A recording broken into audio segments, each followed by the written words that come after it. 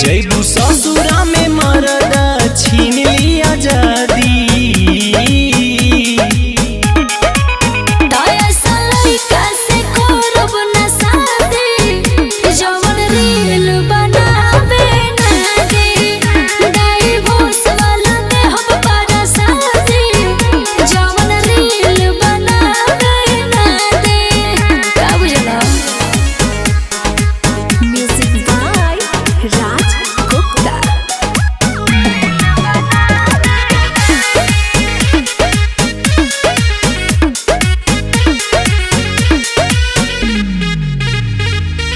कैसे खुलवावो तारुआ अपन लिफाफा, छोटे खिलवना में भर